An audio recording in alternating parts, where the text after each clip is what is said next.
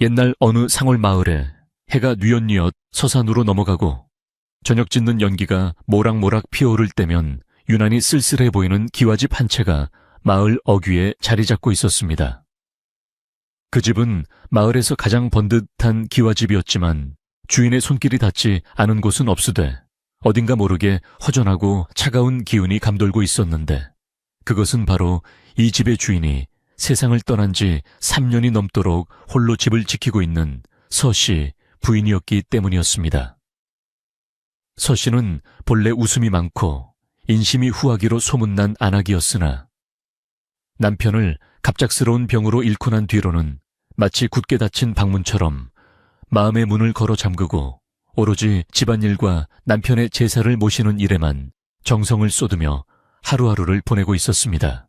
기와집의 앞마당에는 늙은 감나무 한 그루가 서 있어서 가을이 깊어지면 붉게 익은 홍시가 주렁주렁 매달리곤 했는데 서 씨는 그 감나무 아래에 서서 하염없이 하늘을 올려다보며 긴 한숨을 내쉬는 것이 일상이었습니다. 남편이 살아생전 좋아했던 감나무였기에 감 하나를 따더라도 남편 생각이 나서 선뜻 손을 뻗지 못하고 까치밥으로 남겨두어야 한다며 애써 그리움을 삼키곤 했으니 그녀의 속마음은 겉으로 보이는 정갈한 옷매무새와는 달리 까맣게 타들어가고 있었던 것입니다.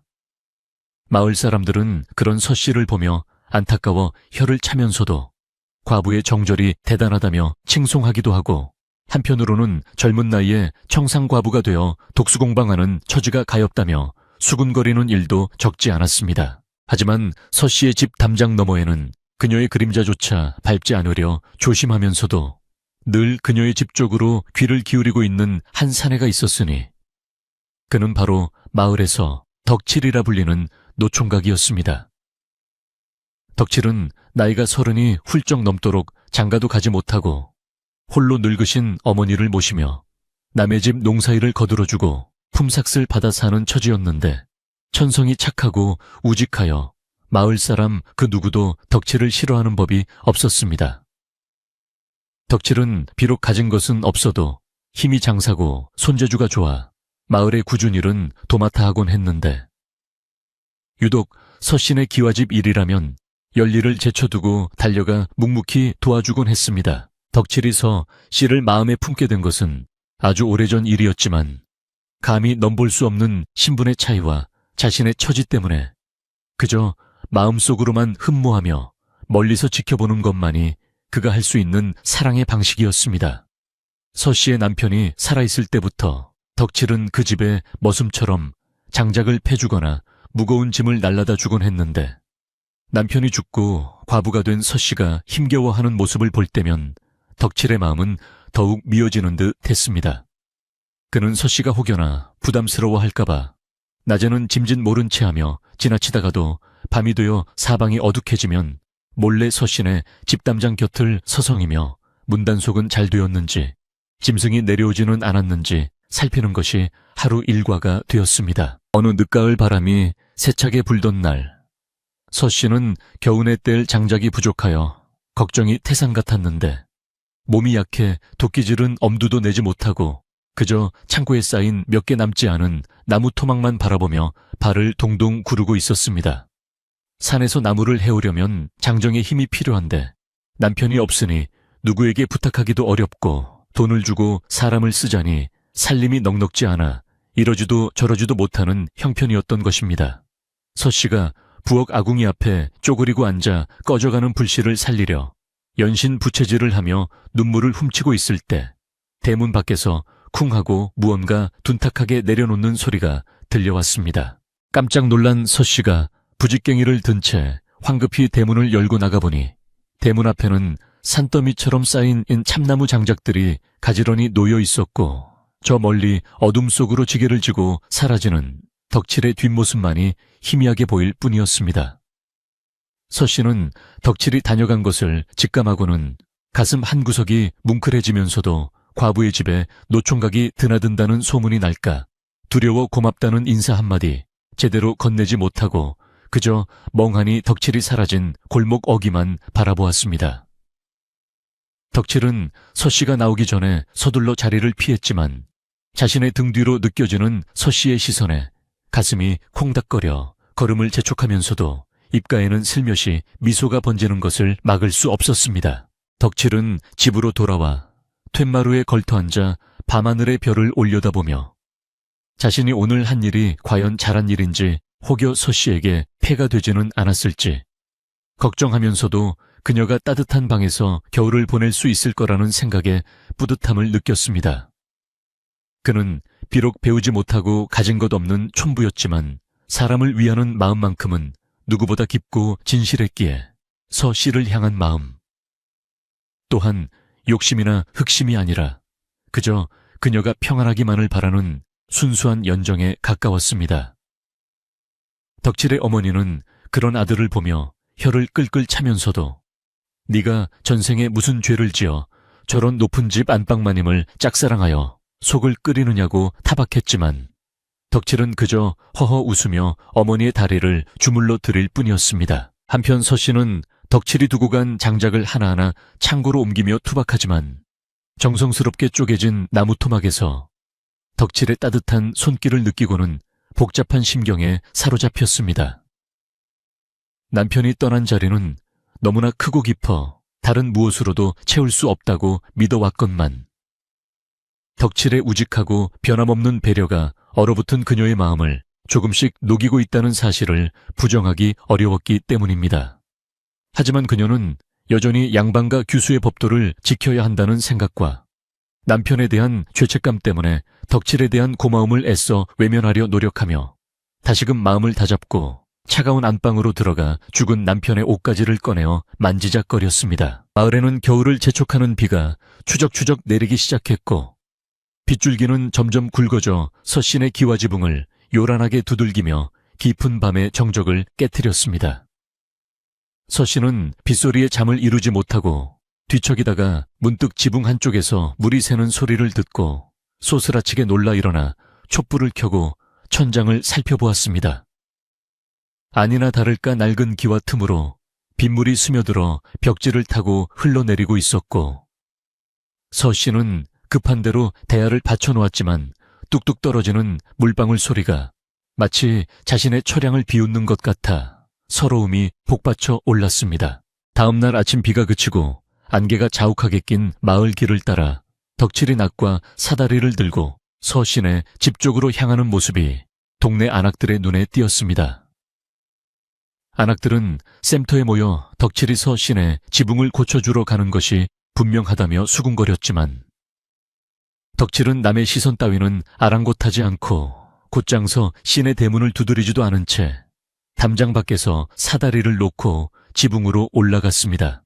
그는 서씨가 부탁하지 않아도 집안의 사정을 훤히 꿰뚫고 있는 듯 밤새 비가 샜을 자리를 정확히 찾아내어 깨진 기와를 걷어내고 새 기와를 얹으며 꼼꼼하게 흙을 발랐습니다. 방 안에서 밤새 뜬 눈으로 밤을 지새운 서씨는 지붕 위에서 들려오는 쿵쿵거리는 소리에 놀라 밖으로 나왔다가 지붕 꼭대기에서 흙투성이가 된 채 일하고 있는 덕칠을 발견하고는 당황하여 말을 잇지 못했습니다.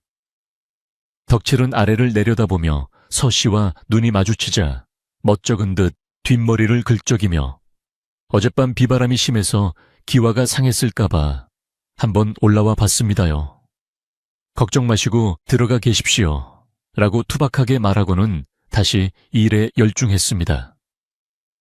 서씨는 덕칠의 검게 그을린 얼굴과 땀방울을 보며 가슴 한구석이 저리 태우는 것을 느꼈고 그에게 따뜻한 국밥이라도 한 그릇 대접하고 싶은 마음이 굴뚝 같았으나 남녀가 유별한데 함부로 집안에 들일 수 없어 그저 부엌에서 따뜻한 숭늉 한 사발을 떠다 마루 끝에 놓아두는 것으로 마음을 표현했습니다. 일을 마치고 내려온 덕칠은 마루 끝에 놓인 숭늉을 보고는 얼굴이 붉게 달아올랐고 서씨가 보지 않는 틈을 타 단숨에 들이키고는 빈 그릇을 조심스레 내려놓고 도망치듯 그 집을 빠져나왔습니다. 그날 이후로 덕칠은 더욱 자주 서 신의 집 주위를 맴돌며 무너진 담장을 보수하거나 마당에 잡초를 뽑아주는 등 집주인도 모르게 집안 구석구석을 살피고 돌보았는데 이는 마치 자신이 그 집의 바깥 주인이 된 것 같은 착각마저 들게 할 정도로 정성스러운 것이었습니다. 마을 사람들은 덕칠의 이런 행동을 보고 처음에는 혀를 찼으나 점차 그의 진심을 알게 되면서 저런 우직한 사내가 또 어디 있겠느냐 며 덕칠을 칭찬하기 시작했고, 서씨를 향한 덕칠의 수뇌보는 마을의 공공연한 비밀이 되어가고 있었습니다. 그러나 서씨는 여전히 덕칠에게 마음을 여는 것을 두려워하며 그가 베푸는 호의를 묵묵히 받아들이기만 할 뿐 그 어떤 화답도 하지 않았는데, 이는 죽은 남편에 대한 의리 때문이기도 했지만 한편으로는 자신 때문에 덕칠이 마을 사람들의 입방에 오르내리는 것을 원치 않았기 때문이기도 했습니다. 그녀는 덕칠이 가져다준 장작으로 방을 드고 덕칠이 고쳐준 지붕 아래에서 잠을 청하면서도 꿈속에서는 여전히 죽은 남편을 찾아 헤매며 눈물을 흘리는 모순된 나날을 보내고 있었습니다. 그러던 어느 날 서씨는 장날을 맞아 읍내에 나갔다가 돌아오는 길에 낯선 사내가 자신의 집 앞을 기웃거리는 것을 목격하게 되었습니다. 그 낯선 사내는 옷차림은 번지르르하나 눈빛이 교활하고 걸음걸이가 건들거리는 것이 딱 보아도 질이 좋아 보이지 않았는데, 그는 서씨가 다가오자 짐짓 반가운 척하며 자신을 죽은 남편의 먼 친척이라고 소개했습니다. 서씨는 남편에게서 먼 친척이 있다는 이야기를 들은 적이 없는 것 같아 고개를 갸웃거렸지만 남편의 이름을 들먹이며 집안의 족보까지 읊어대는 통에 의심을 거두고 그를 집안으로 들이고 말았습니다. 이것이 바로 평온하던 서씨의 삶과 덕칠의 순박한 사랑에 큰 파장을 몰고 올 불행의 시작임을 그때는 아무도 알지 못했습니다. 서씨의 집에 들어온 그 사내는 자신을 박가라고 부르라며 큰 방 아랫목을 차지하고 앉아 주인 행세를 하기 시작했는데, 처음에는 예의를 갖추는 척하더니 시간이 지날수록 본색을 드러내며 밥상이 부실하다느니 방이 춥다느니 하며 온갖 트집을 잡기 일쑤였습니다. 서씨는 남편의 친척이라 하니 박대할 수도 없고, 그렇다고 과부 혼자 사는 집에 외간 남자를 오래 머물게 할 수도 없어 난처한 입장이었으나 박가는 떠날 생각은커녕 오히려 마을 사람들에게 자신이 씨의 보호자라도 되는 양 떠벌리고 다니며 서씨의 재산을 탐색하기 시작했습니다. 이 소식은 곧 덕칠의 귀에도 들어갔고, 밭에서 일하던 덕칠은 쟁기를 내팽개치고 서씨네 집으로 달려가 담장 너머로 그 광경을 지켜보게 되었습니다. 담장 너머로 보이는 박가의 행태는 가관이었는데, 그는 서씨에게 술상을 차려오라, 호통을 치는가 하면 집안의 귀한 물건들을 함부로 만지작거리며 탐욕스러운 눈빛을 번뜩이고 있었습니다. 덕칠은 주먹을 불끈 쥐고 당장이라도 뛰어들어가 박가의 멱살을 잡고 싶었지만 자신이 나설 명분이 없다는 사실에 좌절하며 그저 입술을 깨물고 분노를 삭일 수밖에 없었습니다. 서씨는 박가의 무례한 행동에 공포를 느끼면서도 혹여나 해코지를 당할까봐 두려워 아무 말도 못하고 떨고 있었는데, 그녀의 눈길은 자꾸만 담장 너머 덕칠이 서 있을 그곳을 향하고 있었습니다. 밤이 깊어지자 박가는 술에 취해 코를 골며 잠이 들었고, 서씨는 그제야 안도의 한숨을 내쉬며 부엌으로 나와 찬물을 들이켰지만 가슴속에 맺힌 불안감은 쉽게 가라앉지 않았습니다. 그때 부엌 뒷문이 조심스럽게 열리며 익숙한 목소리가 들려왔으니 부인 괜찮으십니까 하는 덕칠의 낮고 굵은 목소리였습니다. 서씨는 깜짝 놀라 뒤를 돌아보았고 달빛을 등지고 서 있는 덕칠의 듬직한 실루엣을 보자 긴장이 풀리며 다리에 힘이 풀려 주저앉고 말았습니다. 덕칠은 황급히 들어와 서씨를 부축해 일으키며 그녀의 떨리는 어깨를 감싸주지는 못하고 그저 안타까운 눈빛으로 바라보며 제가 지켜보고 있으니 너무 걱정 마십시오. 저놈이 허튼 짓을 하면 제가 가만두지 않을 겁니다. 라고 단호하게 말했습니다. 덕칠의 그 말 한마디는 서씨에게 천군만마를 얻은 것 같은 든든함을 주었고 그녀는 처음으로 덕칠에게 고맙습니다. 덕칠씨 라고 입을 떼어 감사의 마음을 전했습니다.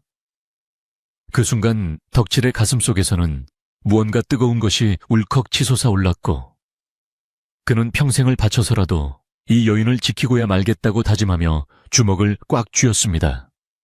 하지만 박가는 그리 호락호락한 상대가 아니었으니 그는 다음 날부터 마을을 돌아다니며 서씨와 덕칠이 보통 사이가 아니라는 헛소문을 퍼뜨리기 시작했고, 이는 서씨를 고립시키고 덕칠을 떼어내려는 교활한 계략이었습니다. 마을 우물가에는 안악들이 모여 쑥덕거리기 시작했고, 과부집에 외간 남자가 드나들더니 결국 사단이 났다는 둥덕칠이 순진한 줄 알았더니 뒤로는 딴 주머니를 차고 있었다. 는둥 근거 없는 소문들이 눈덩이처럼 불어나기 시작했습니다. 서씨는 억울함에 밖을 나가지도 못하고 방 안에 갇혀 지내야 했으며, 덕칠 또한 마을 사람들의 따가운 눈총을 받으며 괴로운 나날을 보내야 했습니다. 하지만 덕칠은 물러서지 않았고 오히려 보란듯이 서신의 집마당을 쓸고 장작을 패며 묵묵히 자신의 자리를 지키는 것으로 소문에 맞섰습니다. 이러한 상황 속에서도 계절은 어김없이 흘러 겨울의 한복판으로 접어들었고, 서신의 기와집 처마 끝에는 고드름이 길게 매달려 칼바람에 위태롭게 흔들리고 있었습니다.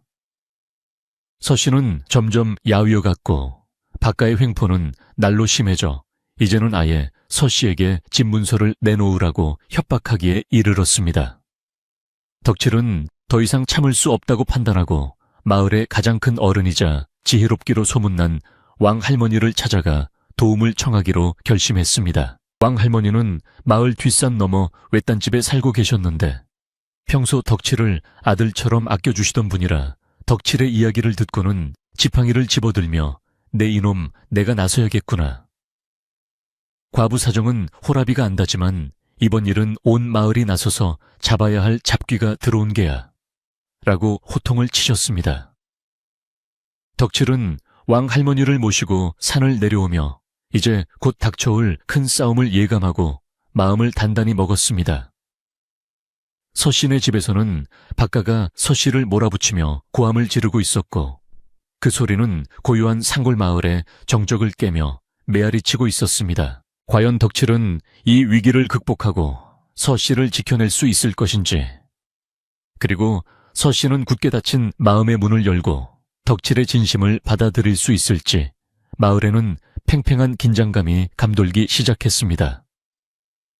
차가운 겨울바람만이 윙윙거리며 앞으로 일어날 일을 예고하는 듯했고, 서신의 마당에 서 있는 감나무 가지가 세차게 흔들리며 마지막 남은 잎새를 떨구었습니다. 마을의 공기는 하루가 다르게 차가워졌고 서씨의 기와집을 감싸고 도는 바람은 예전보다 훨씬 더 매섭게 느껴졌는데, 이는 단순히 겨울이 깊어졌기 때문만이 아니라 집안에 들어온 불청객 박가 때문이었습니다. 박가는 처음 며칠간은 눈치를 보는 듯 하더니 이제는 아예 안방 아랫목을 차지하고 누워 곤방대를 물고는 서씨에게 이래라 저래라 심부름을 시키는 것이 일상이 되어버렸습니다.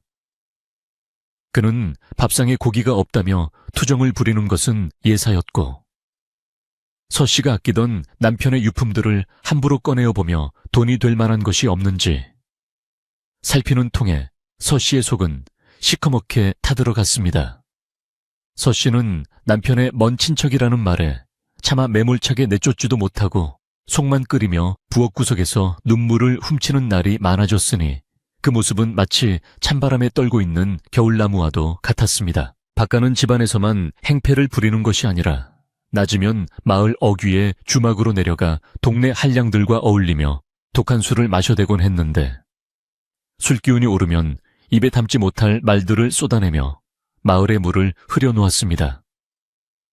그는 자신이서 시집안의 대를 이을 유일한 혈육인 양행세하며 과부 혼자 사는 집에 재산이 있으면 뭐 하겠나, 다 늙은 내가 가서 지켜주지 않으면 사기꾼들에게 홀라당 넘어갈 게 뻔하다며 자신의 행동을 정당화하려 들었습니다. 더욱 기가 막힌 것은 그가 은근슬쩍 덕칠의 이름을 거론하며 서씨와 덕칠 사이에 무슨 부정하고 추잡한 일이라도 있는 것처럼 헛소문을 퍼뜨리는 것이었는데, 이는 마을 사람들의 호기심을 자극하여 자신의 악행을 감추려는 교묘한 수작이었습니다. 마을 우물가에는 아침마다 물을 기르러 나온 아낙네들이 모여들었는데 그들의 입방에 오르는 주제는 단연 서신의 집 이야기였고, 박가가 퍼뜨린 소문은 살에 살을 붙여 걷잡을 수 없이 커져만 갔습니다. 개중에는 아니 땐 굴뚝에 연기 날까 덕칠이가 그렇게 제 집 드나들듯 한 게 다 이유가 있었네 라며 수군거리는 이도 있었고, 점잖은 서씨가 그럴 리 없다, 저 박가놈이 지어낸 말이다라고 옹호하는 이도 있었으나 흉흉한 소문은 이미 서씨의 명예에 씻을 수 없는 생채기를 내고 있었습니다.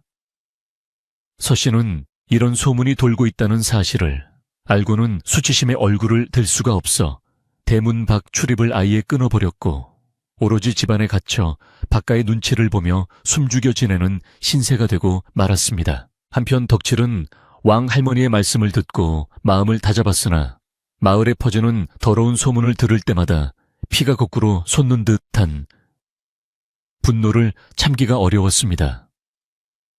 그는 밭을 갈다가도 쟁기를 집어던지고 당장이라도 주막으로 달려가 바깥의 혀를 뽑아버리고 싶은 충동에 시달렸지만, 자신이 나서서 소란을 피우면 오히려 서씨의 입장이 더 난처해질 것을 알기에 주먹을 꽉 쥐고 입술을 깨물며 참을린 자를 새길 뿐이었습니다.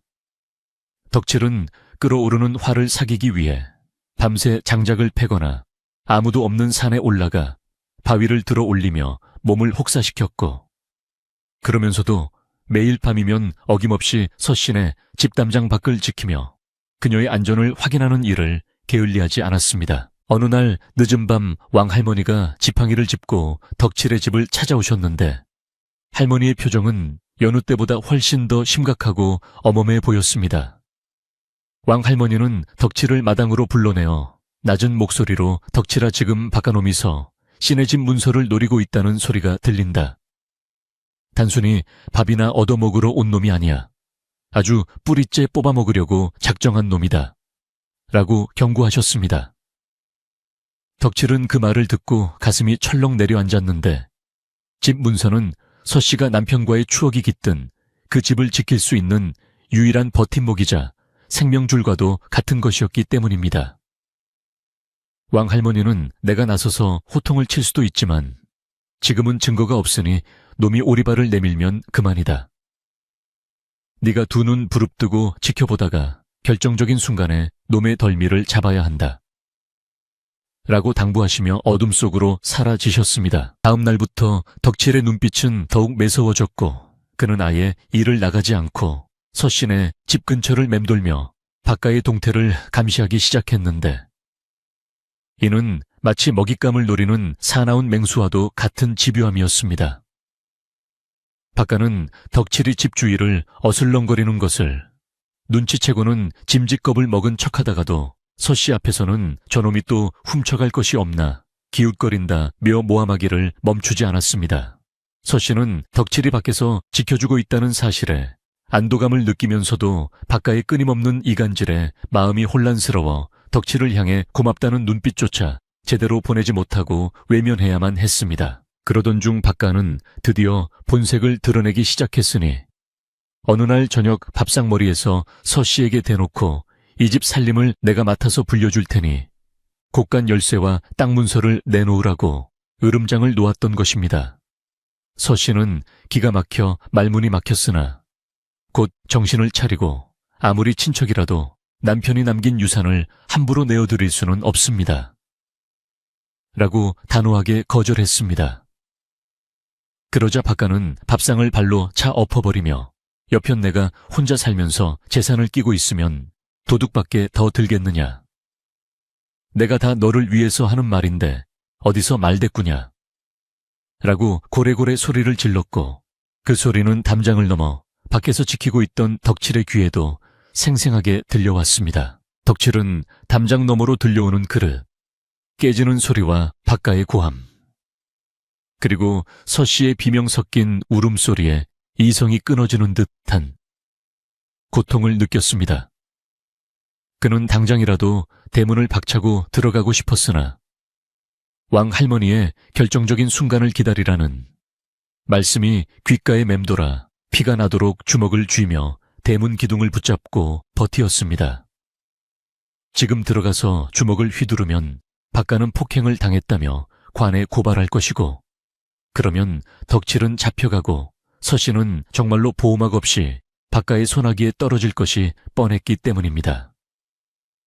덕칠은 거친 숨을 몰아쉬며 대문 틈으로 안을 들여다보았는데 마당에 엎어져 흐느끼는 서씨의 모습이 달빛에 비쳐 너무나도 처량해 보였습니다. 바깥은 서씨가 말을 듣지 않자 다음 날부터는 집안의 세간살이를 하나둘씩 몰래 내다 팔기 시작했는데 처음에는 녹그릇이나 촛대 같은 작은 물건들이더니 점차 남편이 아끼던 병풍이나 서책 같은 귀한 물건들까지 손을 대기 시작했습니다. 서씨는 물건이 없어진 것을 알면서도 박가가 행패를 부릴까 무서워 따지지도 못하고 밤마다 없어진 물건들의 자리를 어루만지며 속으로만 사겨야 했습니다. 마을 장터에는 서씨네 집 물건이 헐값에 나왔다는 소문이 돌았고 덕칠은 그 소문을 듣고 장터로 달려가 자신의 품삯을 털어 그 물건들을 다시 사들이기 시작했는데 이는 서씨의 소중한 추억을 지켜주고 싶은 그의 눈물겨운 정성이었습니다. 덕칠은 되찾은 물건들을 자신의 집에 몰래 쌓아두며 언젠가 박가를 쫓아내고 서씨에게 다시 돌려줄 날만을 손꼽아 기다렸습니다.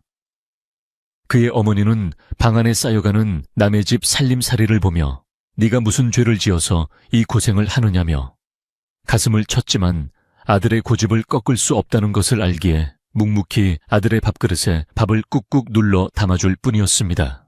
덕칠은 어머니에게 죄송한 마음이 들었지만 서씨를 지키는 일이 곧 자신을 지키는 일이라 생각했기에 멈출 수가 없었습니다. 어느 날 박가는 마을의 불량배 몇 명을 집으로 불러들여 술판을 벌였는데 이는 서씨에게 위포감을 주어 빨리 문서를 내놓게 하려는 비열한 수법이었습니다.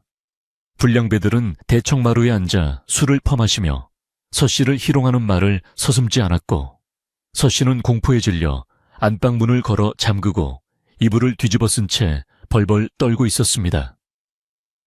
마당에는 술병이 나뒹굴고 고성방가가 오가며 신성해야 할 남편의 제사터가 난장판이 되어가고 있었으니 이를 지켜보는 조상님들도 통탄할 노릇이었습니다. 이때 담장 밖에서 이 광경을 지켜보던 덕칠은 더 이상 참을 수가 없어 묘안을 하나 생각해 냈습니다.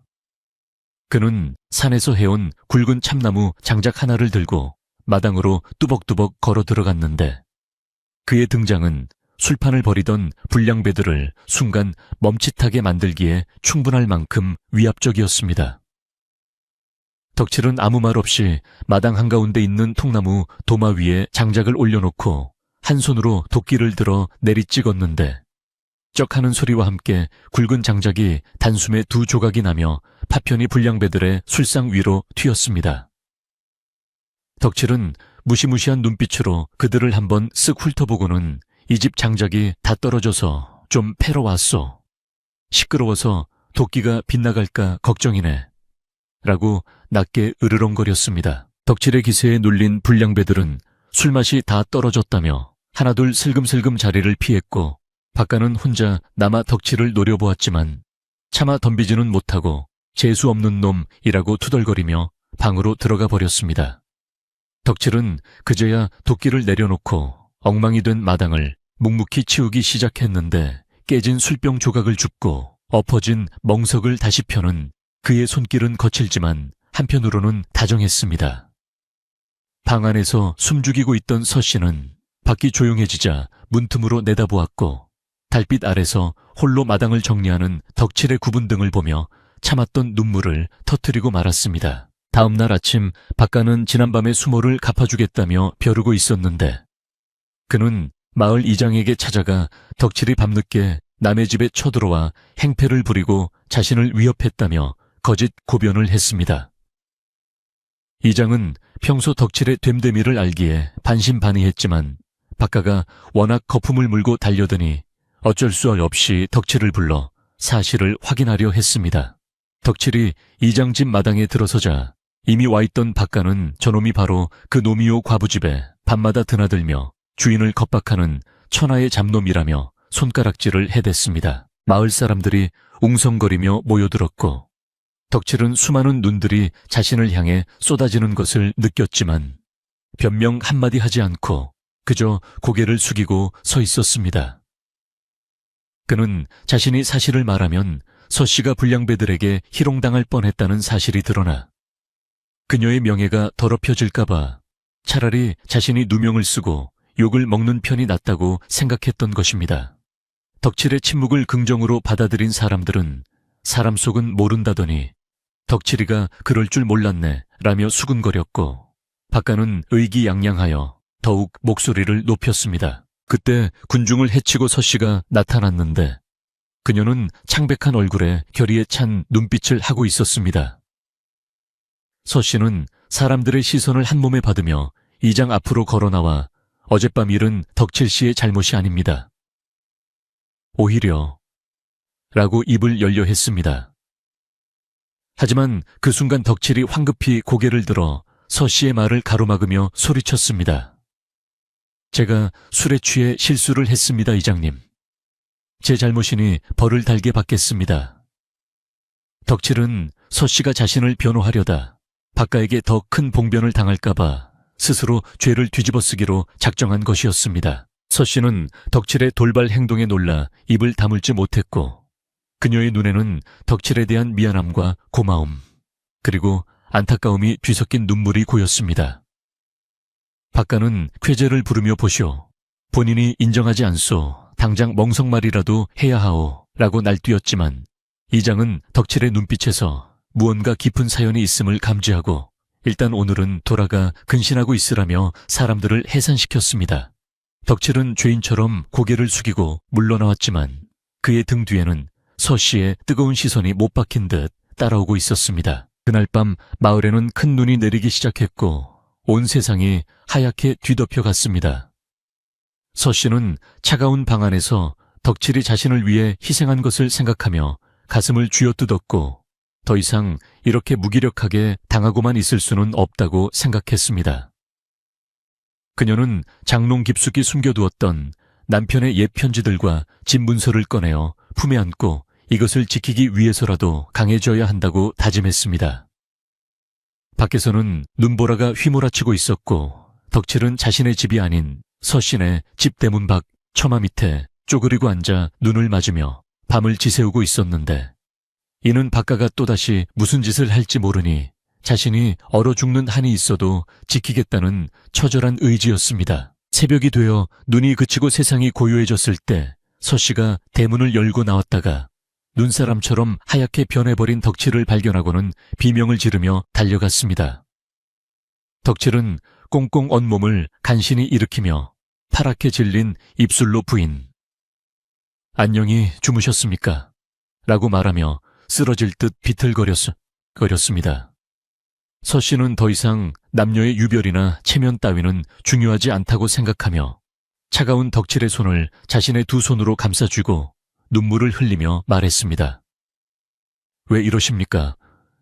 이러다 죽으면 어쩌려고. 그 순간 대문 안쪽에서 박가가 자다 깬 부스스한 얼굴로 나오다가 이 광경을 목격하고는 비열한 웃음을 흘리며 소리쳤습니다.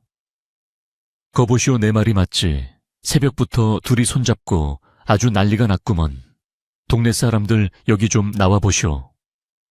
박가의 고함 소리가 새벽의 정적을 깨고 마을 전체로 퍼져나갔고 이제 더 이상 피할 수 없는 폭풍이 눈앞에 닥쳐왔음을 알리는 신호탄이 되었습니다. 박가의 고함 소리는 새벽의 차가운 공기를 가르고 산기슭까지 메아리치며 온 마을 사람들의 단잠을 깨웠는데 이는 마치 산짐승이 포효하는 것처럼 흉포하고 날카로워 듣는 이들의 등골을 오싹하게 만들기에 충분했습니다. 마을 사람들은 무슨 병고가 생겼나 싶어 옷매무새도 제대로 갖추지 못한 채 하나둘 대문 밖으로 뛰쳐나왔고 서씨네 집 앞은 금세 웅성거리는 사람들로 가득 차게 되었습니다. 박가는 사람들이 모여들자 기다렸다는 듯이 대문 앞을 막아서며 짐짓 통탄스러운 표정을 짓고 가슴을 치며 서씨와 덕칠을 손가락질했는데 그의 연기는 어찌나 그럴싸한지 사정을 모르는 사람이 보면 영락없이 집안의 명예를 지키려는 충신의 모습과도 같았습니다. 그는 쉰 목소리로 외치기를 동네 사람들 내 이럴 줄 알았소. 과부 혼자 사는 집에 밤마다 사내가 드나들더니 기어이 새벽바람에 둘이 손을 잡고 있는 꼴을 내 눈으로 똑똑히 보았단 말이오 라고 떠벌렸습니다. 사람들의 시선은 일제히 서 씨와 덕칠에게 쏠렸고 그 눈빛 속에는 호기심과 경멸, 그리고 실망감이 뒤섞여 있어 두 사람을 더욱 비참하게 만들었습니다. 덕칠은 분노로 온몸이 떨려왔지만 여기서 자신이 흥분하여 날뛰면 박가의 계략에 말려드는 꼴이 될 것임을 알기에 억울함을 꾹 누르고 서 씨의 앞을 가로막아 그녀에게 쏟아지는 비난의 화살을 온몸으로 받아내려 했습니다. 하지만 서 씨는 더 이상 숨지 않았는데 그녀는 덕칠의 등 뒤에서 천천히 걸어나와 창백하지만 단호한 얼굴로 마을 사람들을 하나하나 둘러보았습니다. 그녀의 눈가에는 아직 마르지 않은 눈물 자국이 남아있었지만 눈빛만큼은 예전에 유약하던 과부의 것이 아니었으니 이는 지켜야 할 사람과 지켜야 할 집이 있다는 사실이 그녀를 강하게 만들었기 때문이었습니다. 서 씨는 떨리는 목소리를 가다듬고 또렷하게 말했습니다.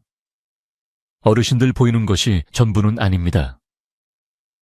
덕칠 씨는 밤새 집 밖에서 저를 지켜주었을 뿐 방 안에는 한 발짝도 들이지 않았습니다.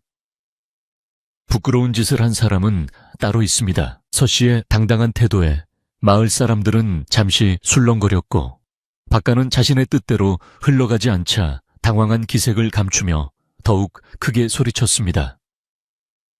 저 여자가 이제는 뻔뻔하게 거짓말까지 하는구려. 내 눈이 온기구멍인 줄 아시오. 두 사람이 정을 통하고 집안의 재물을 빼돌리려 한 것을 내가 모를 줄 알고 박가의 선동은 끈질기고 교묘하여 마을 사람들 중 일부는 다시 고개를 끄덕이며 수군거렸고 덕칠의 노모는 군중 틈에서 아들의 모습을 보고 가슴을 치며 통곡을 하기 시작했습니다. 덕칠은 어머니의 울음소리에 가슴이 미어지는 것 같아 입술을 깨물었고 서 씨에게 폐가 되지 않도록 조용히 자리를 피하는 것이 상책이라 판단했습니다. 덕칠은 서 씨에게 눈짓으로 안심하라는 신호를 보낸 뒤 어머니를 부축하여 인파를 해치고 집으로 향했는데 그의 뒷모습은 폐잔병처럼 처량해 보였으나 걸음걸이에는 무거운 결의가 담겨 있었습니다. 덕칠이 사라지자 박가는 기세등등하여 서 씨를 집 안으로 밀어넣고 대문을 쾅 닫아버렸고 구경꾼들도 하나둘 혀를 차며 흩어졌지만 마을에는 여전히 가운치 않은 뒷맛과 의구심이 안개처럼 자욱하게 깔려 있었습니다. 집 안으로 들어온 박가는 이제 거칠 것이 없다는 듯 서 씨를 안방으로 몰아세우고는 지금까지의 가식적인 친절을 모두 벗어던지고 흉악한 본색을 드러내기 시작했습니다. 그는 서 씨의 멱살을 잡을 듯이 위협하며 네가 감히 사람들 앞에서 나를 망신줘. 네가 정조를 잃고 가문의 먹칠을 했으니 이제 이 집의 모든 권한은 내가 갖겠다. 당장 땅 문서와 집 문서를 내놓아라 라고 으름장을 놓았습니다. 서 씨는 공포에 질려 뒷걸음질 쳤지만 마음속 깊은 곳에서는 오기가 솟구쳐 올랐으니 남편이 피땀 흘려 일군 이 집을 저런 파렴치한 인간에게 넘겨줄 수는 없다는 생각에 입을 굳게 다물고 버티었습니다. 박가는 서 씨가 말을 듣지 않자 집안을 뒤지기 시작했는데 장롱을 뒤엎고 서랍을 쏟아부으며 미친 듯이 문서를 찾아 헤매는 그의 모습은 흡사 굶주린 늑대와도 같았습니다. 그는 벽장에 모셔둔 남편의 제기들을 꺼내어 바닥에 내동댕이 쳤고 쨍그랑하는 소리와 함께 깨진 놋그릇들이 바닥에 뒹굴자 서 씨는 비명을 지르며 그 앞을 막아섰습니다. 이건 안 됩니다. 제발 이것만은 건드리지 마십시오. 서 씨가 울부짖으며 매달렸지만 박가는 그녀를 거칠게 밀쳐내며 죽은 귀신 밥그릇이 산 사람보다 중요하냐. 문서를 내놓지 않으면 이 집을 잿더미로 만들어버리겠다라고 협박했습니다. 서 씨는 바닥에 주저앉아 깨진 제기를 부여잡고 오열했고 박가는 씩씩거리며 밖으로 나가버렸지만 그의 눈에는 더욱 독한 탐욕의 불길이 타오르고 있었습니다. 한편 덕칠은 집으로 돌아와 어머니를 진정시킨 뒤 방에 틀어박혀 곰곰이 생각에 잠겼는데 박가의 행동이 단순히 밥이나 얻어먹으려는 식객의 수준을 넘어섰음을 직감했습니다. 그는 이대로 가다가는 서 씨가 집을 빼앗기고 쫓겨나는 것은 시간 문제라고 판단하고 마을의 어른인 왕할머니를 다시 찾아가 도움을 청하기로 했습니다. 왕할머니는 덕칠이 올 줄 알았다는 듯 미리 따뜻한 차를 우려놓고 기다리고 계셨는데 할머니의 방 안에는 오래된 약초 냄새와 함께 깊은 지혜의 향기가 배어 있었습니다. 덕칠은 무릎을 꿇고 앉아 새벽에 있었던 일과 바깥의 횡포를 낱낱이 고하고 서씨를 구할 방도를 물었습니다. 왕할머니는 찻잔을 만지작거리며 깊은 한숨을 내쉬더니 내 짐작이 맞았다. 그놈은 서씨 남편의 친척이 아니다.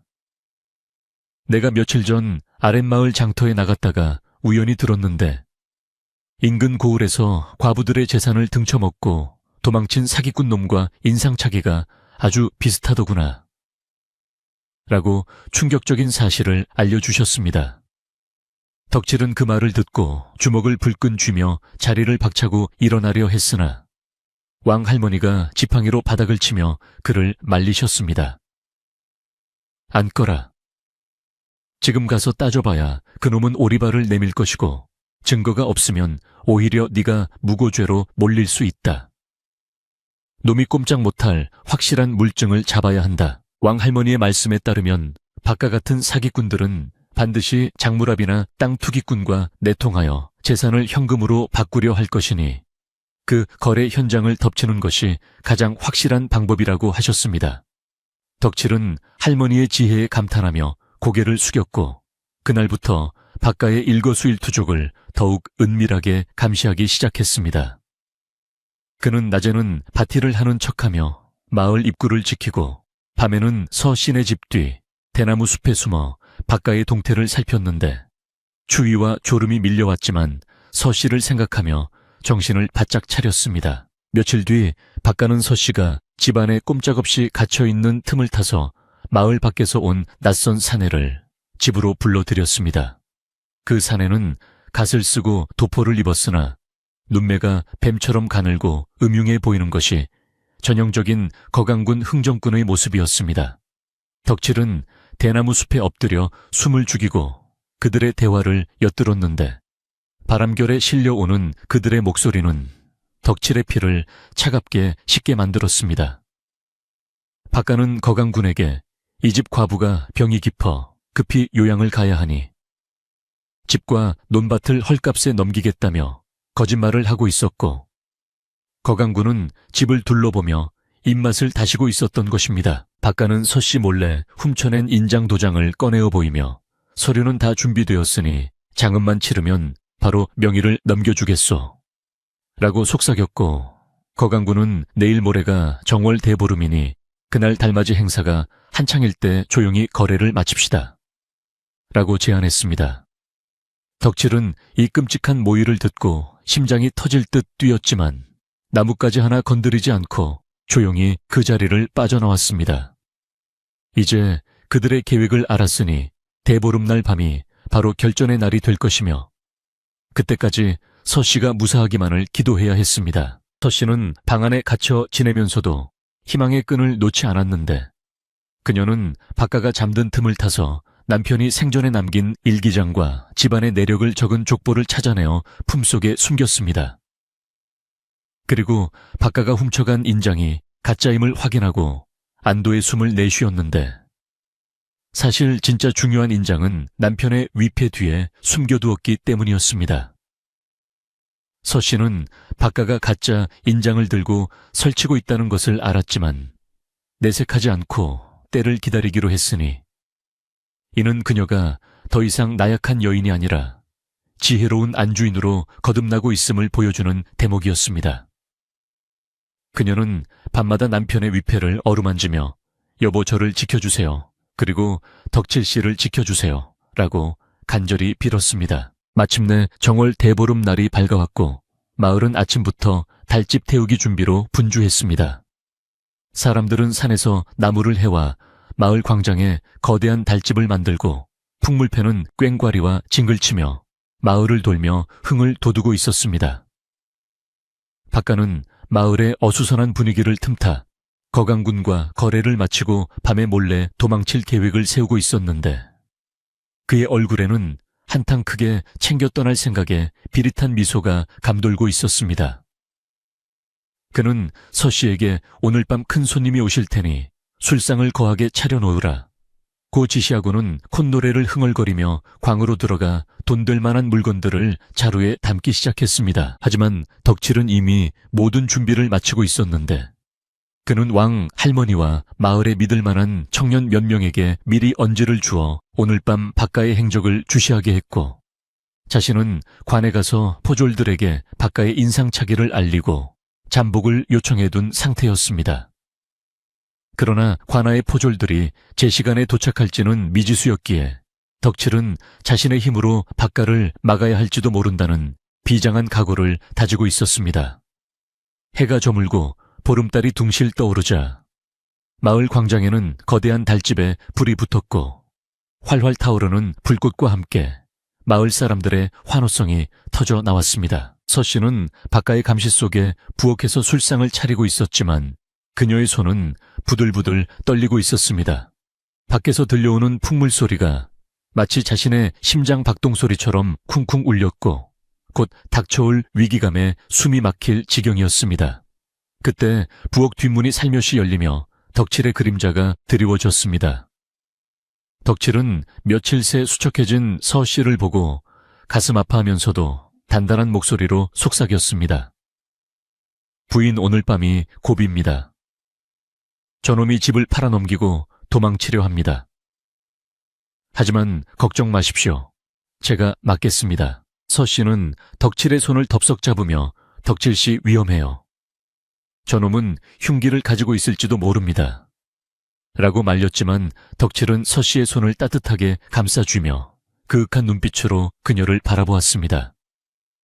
제 목숨을 바쳐서라도 부인과 이 집을 지킬 것입니다. 부인은 제가 신호를 보내면 그때 마을 어르신들 앞으로 나가서 모든 진실을 말씀해 주십시오. 덕칠의 눈빛은 흔들림이 없었고 서 씨는 그 눈빛에서 무한한 신뢰와 사랑을 느끼며 고개를 끄덕였습니다. 두 사람의 손이 맞닿은 그 짧은 순간 차가운 부엌 공기 속에서도 뜨거운 진심이 오고 갔습니다. 달집이 타오르며 주위를 대낮처럼 밝히자 박가는 거강군을 데리고 사랑방으로 들어갔고 서 씨에게 술상을 들여오라고 소리쳤습니다. 사랑방 문 밖에는 덕칠이 숨을 죽이고 서 있었고 마을 광장에서는 사람들이 달을 보며 소원을 빌고 있었습니다. 박가는 거강군에게 가짜 인장이 찍힌 서류를 건네며 돈주머니를 받으려 손을 뻗었고 거강군이 돈주머니를 건네려는 찰나 사랑방 문이 벌컥 열리며 찬바람과 함께 덕칠이 들이닥쳤습니다. 그 돈주머니 함부로 건네지 마시오. 그 문서는 가짜요. 덕칠의 우렁찬 목소리가 사랑방을 뒤흔들었고 박가와 거강군은 사색이 되어 덕칠을 쳐다보았습니다. 박가는 당황하여 내 이놈 여기가 어디라고 함부로 들어오느냐 라고 소리치며 옆에 있던 촛대를 집어들고 덕칠에게 달려들었습니다. 하지만 덕칠은 피하지 않고 박가의 팔을 낚아채며 제압하려 했고 좁은 방 안에서는 격렬한 몸싸움이 벌어졌습니다. 술상이 엎어지고 병풍이 넘어지며 요란한 소리가 나자 밖에서 기다리던 서 씨는 비명을 지르며 마당으로 뛰쳐나왔고 그 소리는 마을 광장의 풍물 소리를 뚫고 사람들의 귀에까지 전해졌습니다. 사람 살려요, 도둑이야. 서 씨의 절규는 달집 태우기를 하던 마을 사람들의 이목을 집중시켰고 왕 할머니가 가장 먼저 지팡이를 들어서 신의 집을 가리키며 외쳤습니다. 저기다 저 집에서 사단이 났다 모두 가보자. 마을 청년들이 횃불을 들고 서신의 집으로 우르르 달려가기 시작했습니다. 방 안에서는 덕칠이 박가에게 밀려 넘어졌지만 다시 오뚜기처럼 일어나 박가의 허리춤을 붙잡고 늘어졌습니다. 박가는 발악을 하며 덕칠을 떼어내려 했고 거강군은 상황이 불리해지자 돈주머니를 챙겨 뒷문으로 도망치려 했습니다. 덕칠은 피가 흐르는 이마를 닦을 새도 없이 소리쳤습니다. 저놈을 잡아라. 저놈이 사기꾼이다.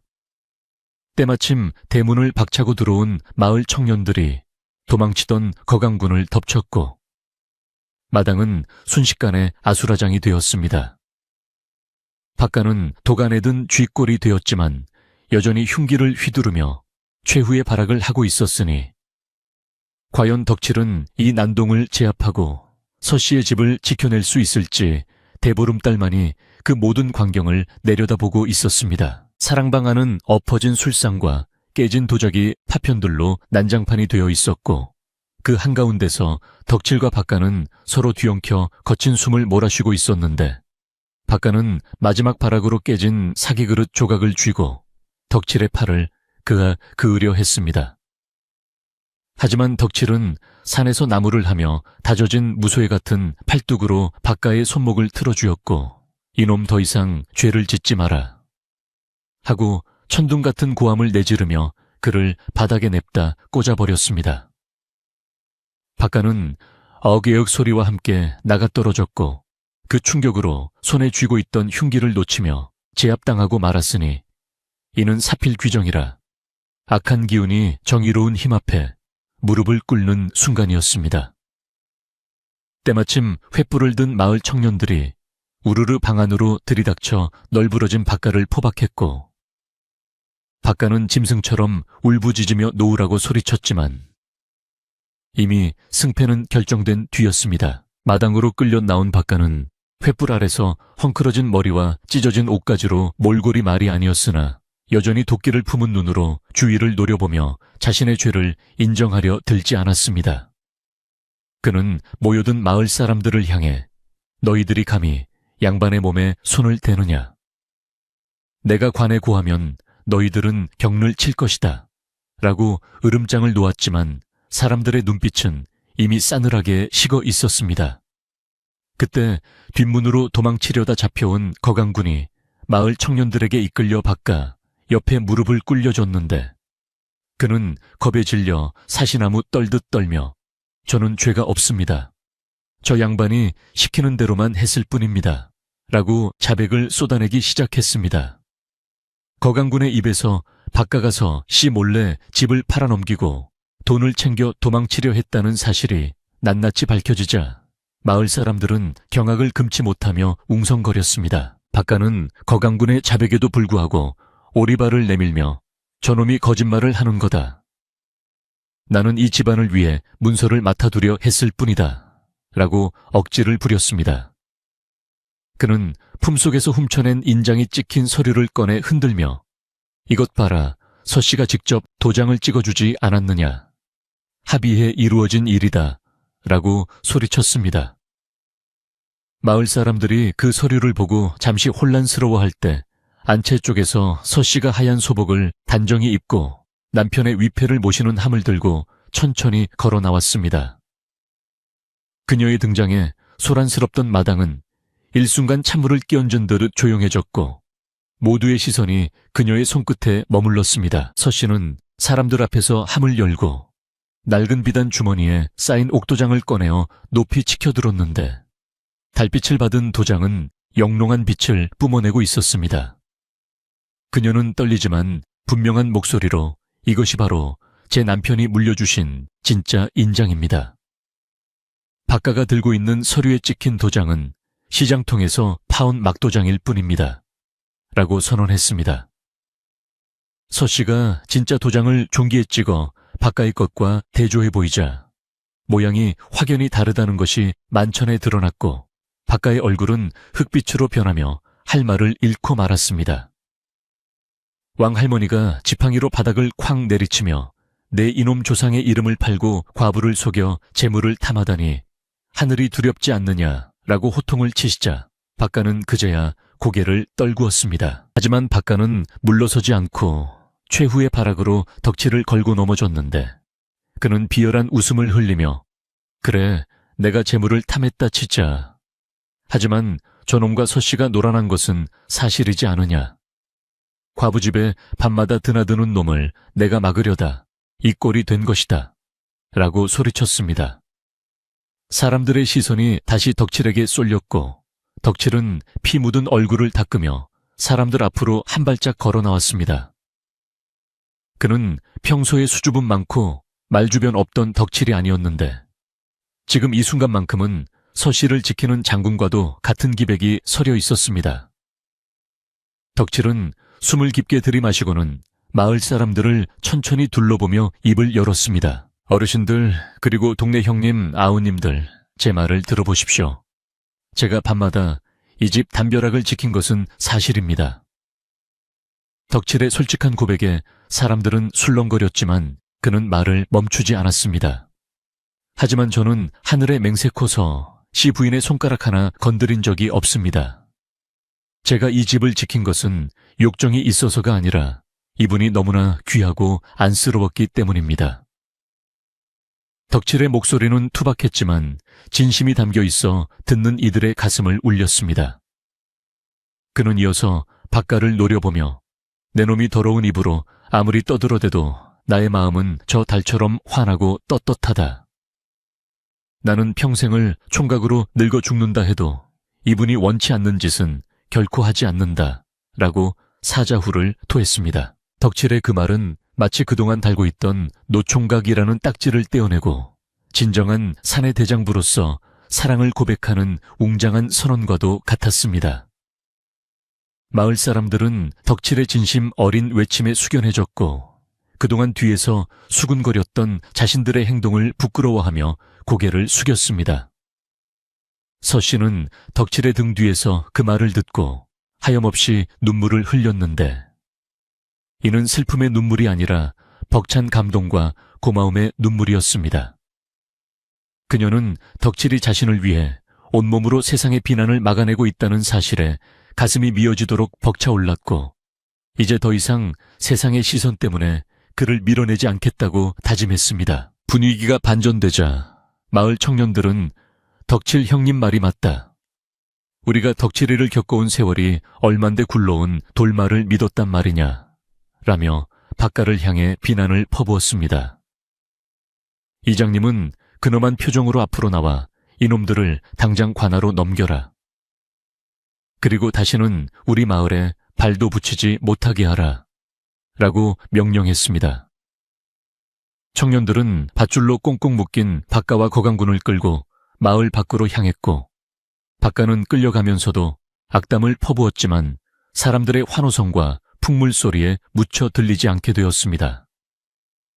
달집이 활활 타오르며 애군을 몰아내듯 마을의 큰 골칫덩거리가 사라지는 순간이었습니다. 박가가 사라지고 나자 마당에는 묘한 정적과 함께 안도감이 감돌았고 사람들은 서로의 얼굴을 쳐다보며 어색한 미소를 지었습니다.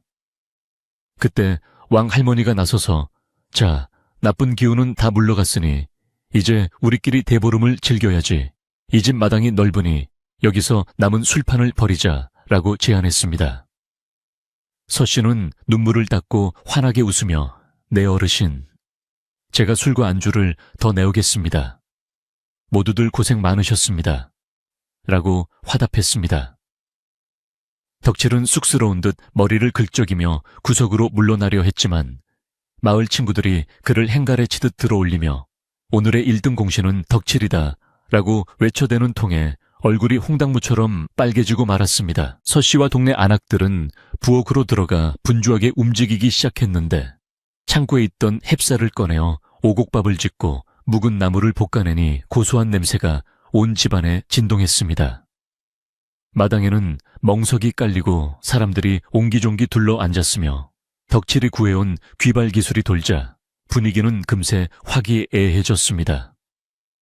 사람들은 덕칠에게 술잔을 권하며 자네가 진정 사내다. 서 씨가 복을 받았다며 덕담을 건넸고 덕칠은 주는 술을 마다하지 않고 받아 마시며 그동안의 서름을 털어내었습니다.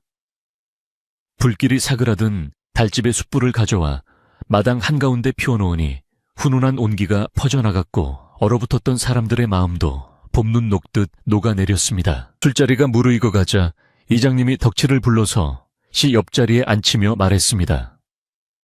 이제 두 사람도 솔직해질 때가 되지 않았나. 온 동네가 다 아는데 언제까지 남남처럼 지낼 텐가. 덕칠은 고개를 푹 숙이고 어쩔 줄 몰라 했고 서 씨는 부끄러움에 얼굴을 붉히면서도 덕칠의 빈잔에 술을 채워주었습니다. 그 모습이 어찌나 다정해 보이는지 지켜보던 마을 사람들은 박수를 치며 좋다 좋아 얼씨구 하고 추임새를 넣었습니다. 덕칠은 떨리는 손으로 술잔을 들어 단숨에 들이키고는 용기를 내어 서 씨를 바라보았습니다. 달빛 아래 비친 서 씨의 얼굴은 그 어느 때보다 평온하고 아름다워 보였고, 덕칠은 자신이 지켜낸 것이 단순한 집이 아니라 바로 이 사람의 미소였다는 것을 깨달았습니다. 서 씨는 덕칠의 상처난 이마를 보며 주머니에서 하얀 수건을 꺼내 조심스레 닦아주었는데, 그 손길에는 말로 다 할 수 없는 애틋함이 담겨 있었습니다.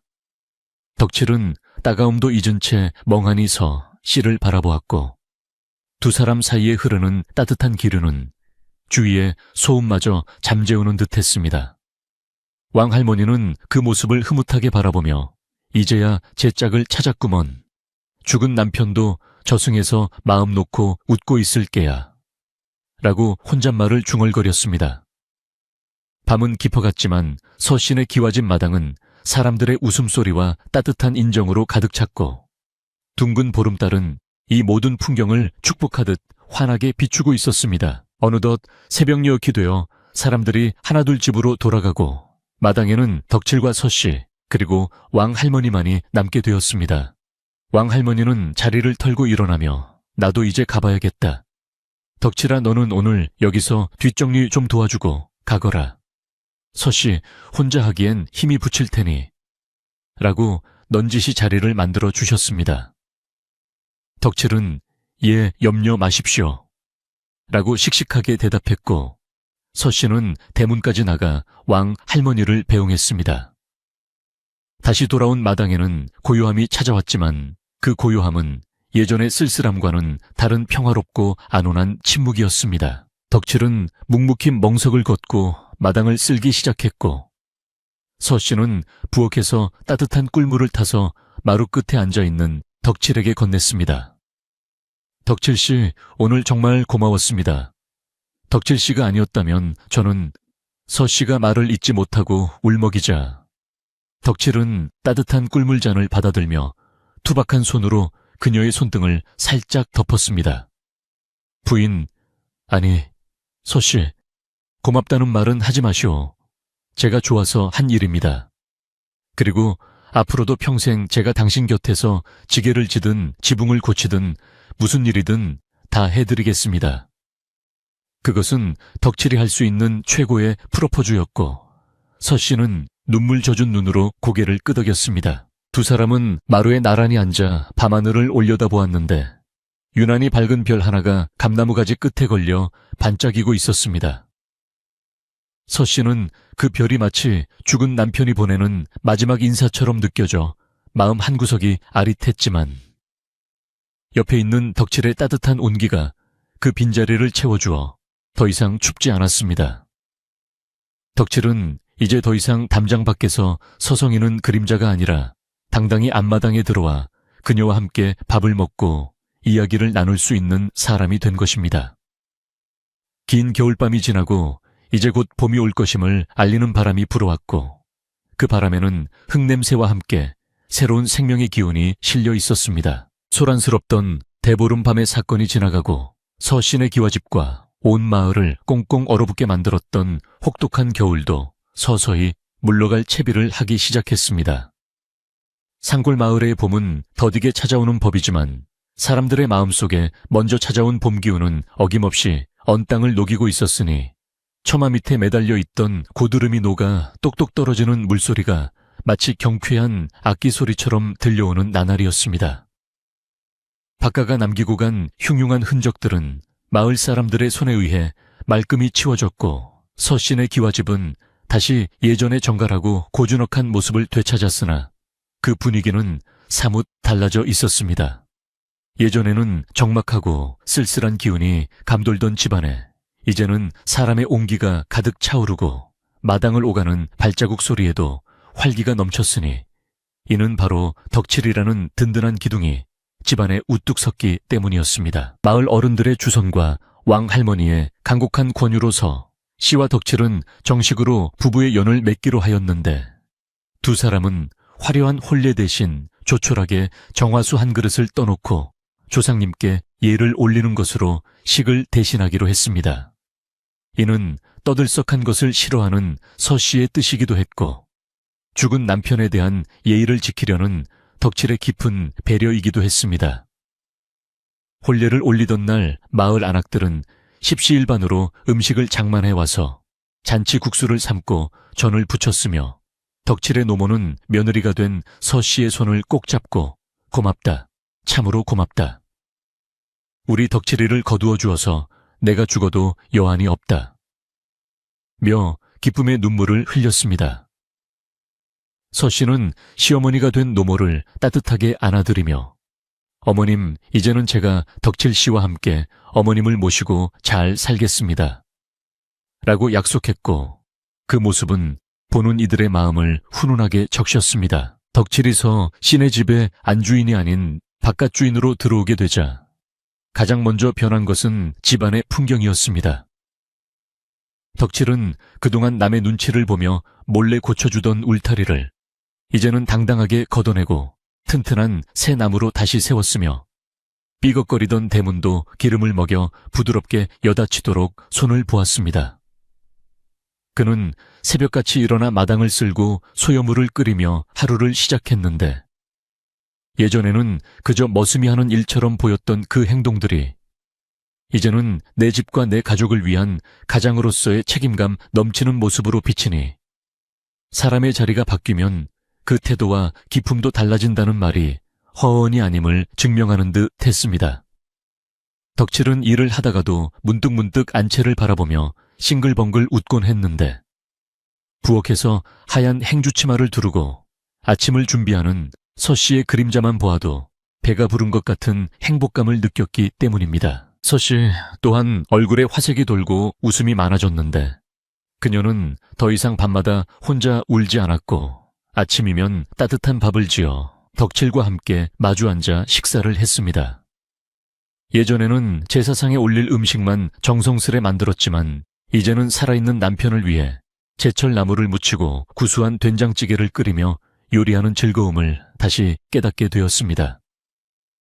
두 사람이 마주 앉은 밥상은 비록 사내 진미는 없어도 사랑과 정성이 가득 담겨 있어 임금님의 수라상 부럽지 않은 맛과 행복이 넘쳐 흘렀습니다. 덕칠은 서씨가 떠주는 밥을 고봉으로 받아 먹으며 부인 밥맛이 꿀맛입니다요. 내 평생 이렇게 맛난 밥은 처음입니다. 라고 너스레를 떨었고 서씨는 천천히 좀 드세요. 체할라 하며 덕칠의 숟가락 위에 생선살을 발라 올려주곤 했습니다. 봄이 무르익어 산과 들의 진달래와 개나리가 만발하자 덕칠과 서씨는 술과 과일을 간단히 챙겨들고 죽은 남편의 산소를 찾았습니다. 이는 두 사람의 새 출발을 알리고 지난날의 은혜와 미안함을 고하기 위함이었습니다. 덕칠은 무성하게 자란 잡초를 낫으로 정성스레 벌초하고 봉분 앞에 넙죽 큰 절을 올리며 마음속으로 말했습니다. 형님, 제가 형님 대신 이 사람을 평생 눈물 흘리지 않게 지키겠습니다. 부디 저승에서는 걱정 다 내려놓으시고 편안히 쉬십시오. 서씨 또한 남편의 묘비를 쓰다듬으며 여보, 저를 위해 덕칠 씨를 보내주신 거라 믿어요. 당신을 잊은 것은 아니니 서운해 마시고 우리 두 사람 사는 모습 지켜봐 주세요. 라고 속삭였습니다. 산소에서 내려오는 두 사람의 발걸음은 한결 가벼워졌고 봄바람이 그들의 등을 부드럽게 밀어주는 듯 했습니다. 본격적인 농번기가 시작되자 덕칠은 자신의 밭과 서씨가 물려받은 논밭을 합쳐 더욱 부지런히 일손을 놀렸습니다. 예전에는 남의 집 일을 해주며 품삯을 받는 처지였지만 이제는 내 땅에 씨앗을 뿌리고 가꾸는 주인이 되었으니 흙을 만지는 손길 하나하나에 애정이 듬뿍 담겨 있었습니다. 덕칠이 소를 몰고 밭을 갈면 서씨는 새참으로 시원한 막걸리와 감자를 삶아 들고 나와 밭두렁에 앉아 함께 나누어 먹었습니다. 지나가던 마을 사람들은 그 모습을 보고 덕칠이 놈장가 잘 가더니 얼굴이 환해졌네 그려. 서씨도 이제야 제자리를 찾은 것 같아 보기 좋구만 하며 덕담을 건넸습니다. 두 사람은 마을 사람들의 인사에 환하게 웃으며 화답했고 이제 그들은 마을의 당당한 일원이자 인꼬부부로 인정받으며 평화로운 일상을 꾸려나갔습니다. 여름이 되어 장마가 지나가고 뙤약볕이 내리쬐는 날이면 덕칠은 등목을 하며 더위를 식혔고 서씨는 부채를 붙여주며 땀을 닦아주었습니다. 어느 날 밤 평상에 누워 별을 보던 덕칠이 불쑥 서씨에게 물었습니다. 부인, 제가 많이 부족하고 배운 것도 없어 답답하지는 않으십니까? 그러자 서씨는 덕칠의 거친 손을 자신의 볼에 가져다 대며 조용히 대답했습니다. 배움이 많고 말이 번지르르한 박과 같은 사람은 제게 상처만 주었지만 덕칠 씨의 투박한 손과 진심 어린 마음은 저를 살게 했습니다. 제게는 당신이 세상에서 제일 귀하고 든든한 사람입니다. 그 말에 덕칠은 가슴이 뭉클해져서 씨를 와락 끌어안았고 풀벌레 소리만이 그들의 사랑을 축복하듯 요란하게 울려 퍼졌습니다. 가을이 깊어지자 서씨네 마당에 있는 감나무에는 여느 때보다 훨씬 탐스럽고 붉은 홍시가 주렁주렁 매달렸습니다. 예전에는 남편 생각에 차마 따지 못하고 바라만 보았던 감나무였지만 이제는 덕칠이 사다리를 놓고 올라가 가장 잘 익은 홍시를 따서 서 씨에게 건네주었습니다. 자, 이거 한번 드셔보시오. 아주 달게 잘 익었소. 서 씨는 덕칠이 건네준 홍시를 한 입 베어 물고는 입가에 붉은 물을 들이며 웃었고 그 모습이 마치 수줍은 새색시 같아 덕칠도 따라 웃었습니다. 그들은 감을 넉넉히 따서 바구니에 담아 마을 회관에도 돌리고 왕 할머니 댁에도 가져다 드리며 수확의 기쁨을 이웃과 함께 나누었습니다. 남겨둔 몇 개의 감은 까치밥이라며 가지 끝에 남겨두었는데 이는 여전히 옛 정취와 낭만을 잊지 않은 두 사람의 따뜻한 마음씨였습니다. 추수가 끝나고 겨울이 다시 찾아왔을 때 서씨네 곶가는 햅쌀과 곡식들로 가득 찼고 처마 밑에는 말린 시래기와 옥수수가 풍성하게 걸려있어 보는 것만으로도 배가 불렀습니다. 눈이 펑펑 쏟아지는 어느 겨울밤 덕칠과 서씨는 따뜻한 아랫목에 앉아 군고구마를 까먹으며 도란도란 이야기를 나누고 있었습니다. 방 안에는 화로의 온기와 두 사람의 사랑이 어우러져 훈훈한 공기가 감돌았고 창호지 문 밖으로 들리는 바람소리는 오히려 아늑함을 더해 주었습니다. 덕칠은 서씨의 무릎을 베고 누워 옛날 이야기를 해달라고 졸랐고 서씨는 덕칠의 머리카락을 쓰다듬으며 나직한 목소리로 옛날 이야기를 들려주었습니다. 여보, 내년 봄에는 우리에게도 아이가 생기면 좋겠어요. 당신을 닮아 튼튼하고 우직한 아들이나 저를 닮아 차분한 딸이나 상관없이 말이요. 덕칠의 말에 서씨는 얼굴을 붉히며 내 삼신할머니가 점지해 주신다면 더 바랄 것이 없겠지요. 라고 대답했습니다. 두 사람은 미래에 태어날 아이와 함께 꾸려갈 행복한 가정을 상상하며 미소 지었고 그 상상은 헛된 꿈이 아니라 곧 다가올 현실임을 알기에 더욱 달콤했습니다. 지난날의 아픔과 시련은 이제 추억이라는 이름으로 덮이고 그들의 앞날에는 오직 평온과 행복만이 펼쳐져 있을 것임을 믿어 의심치 않았습니다. 밤이 깊어가자 덕칠은 자리에서 일어나 이부자리를 펴고 서씨가 편안히 잠들 수 있도록 베개를 놓아주었습니다. 오늘 하루도 고생 많으셨소. 내일은 장에 나가 당신 고운 비단신 하나 사다 드리리다. 덕칠의 말에 서씨는 고개를 저으며 비단신은 무슨 당신 따뜻한 소못이나 한 벌 해 입으세요. 라고 말하며 촛불을 껐습니다. 어둠 속에서 두 사람은 서로의 손을 꼭 잡고 잠을 청했는데 잡은 손을 통해 전해지는 천은 그 어떤 말보다도 깊은 위로와 안식을 주었습니다. 밖에는 하얀 눈이 소복소복 쌓여온 세상을 덮어가고 있었지만 이 작은 기와집 아는 세상, 그 어디보다 따뜻하고 평화로운 둥지였습니다. 그렇게 세월은 유수와 같이 흘러갔지요. 덕칠과 서씨는 검은 머리가 팥뿌리가 될 때까지 서로를 아끼고 위하며 마을 사람들의 칭송을 받는 인꼬부부로 오래오래 행복하게 살았다고 합니다. 그들이 살았던 기와집은 훗날까지도 사랑이 꽃피는 집이라 불리며 마을 사람들의 입에서 입으로 전해지는 아름다운 전설이 되었습니다. 시련을 이겨내고 진정한 사랑을 찾은 두 사람의 이야기는 오늘 밤 여러분의 꿈자리에도 따뜻한 온기를 전해줄 것입니다.